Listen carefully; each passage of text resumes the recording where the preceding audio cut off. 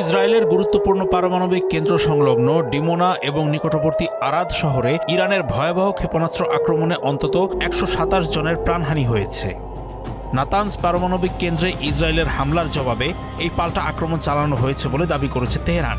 ২১ মার্চের ওই আক্রমণে দুই শহরের আবাসিক এলাকাগুলোতে ব্যাপক ক্ষয়ক্ষতি হয়েছে।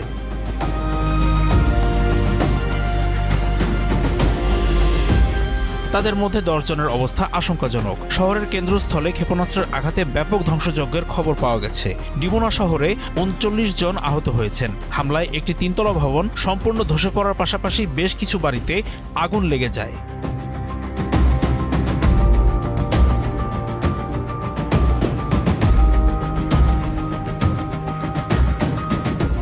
ইসরায়েলি সামরিক বাহিনী স্বীকার করেছে যে তাদের আকাশ প্রতিরক্ষা ব্যবস্থা সক্রিয় থাকলেও অন্তত দুটি ইরানি ব্যালিস্টিক ক্ষেপণাস্ত্র লক্ষ্যভেদ করতে সফল হয়।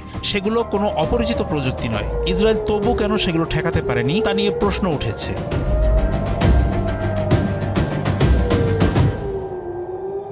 সংবাদ মাধ্যম আল জাজিরায় ঘটনাটিকে রমজান যুদ্ধের একটি নাটকীয় মোড় হিসেবে বর্ণনা করা হয়েছে।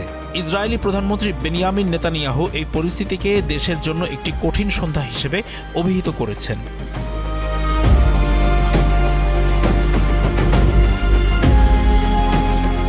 ইরানি গণমাধ্যমের দাবি অনুযায়ী ২৮ ফেব্রুয়ারি থেকে শুরু হওয়া যুদ্ধে যুক্তরাষ্ট্র ও ইসরায়েলের হামলায় ইরানে এখন পর্যন্ত ১৫০০ জনেরও বেশি মানুষ প্রাণ হারিয়েছেন, যার মধ্যে ২০০রও বেশি শিশু রয়েছে।